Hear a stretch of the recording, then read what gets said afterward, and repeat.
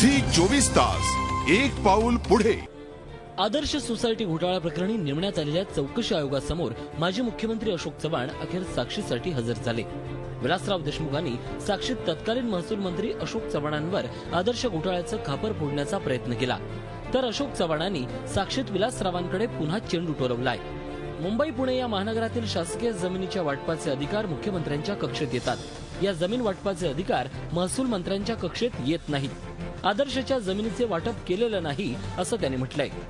Survey number आणि property card बाबत काहीही माहिती नसल्याचं त्यांनी सांगितलंय। 2 जून 2000 रोजी कन्हैयालाल गिडवाणींसह काही जणांनी आपली भेट घेतल्याचं त्यांनी मान्य केलंय।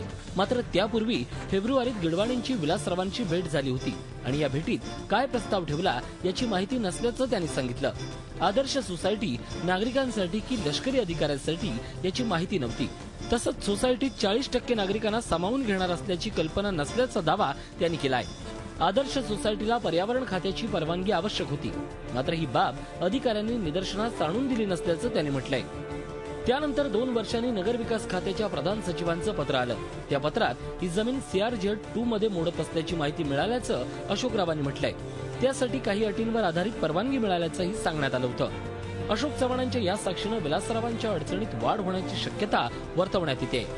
जब मैंने उनको पूछा कि ये जो लैंड अलॉटमेंट होती है गवर्नमेंट लैंड, उसकी फाइनल जवाबदारी कौन लेता है, कौन कर रहा है, फाइनल अलॉटमेंट कौन करता है, तब उन्होंने बताया कि एज पर द GR वो अलॉटमेंट को पावर CM को है, GR ऑफ 9799।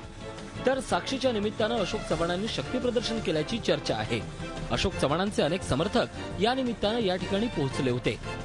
तुम्ही सगळे तिकडे होतात, ते सगळं तुम्हाला परिस्थितीची माहित आहे। ते सगळी परिस्थिती पाहिल्यानंतर कोण निर्दोष आहेत कोण दोषी आहे हे सगळं कळणार आहे। आता सोमवारी पुन्हा अशोक चव्हाणांची साक्ष नोंदवण्यात येणार आहे। मात्र एकूणच या प्रकरणात तिन्ही माजी मुख्यमंत्र्यांची टोलवाटोलवी हा चर्चेचा विषय ठरला आहे। झी 24 ताससाठी देवेंद्र कोलटकर, मुंबई। झी 24 तास एक पाऊल पुढे।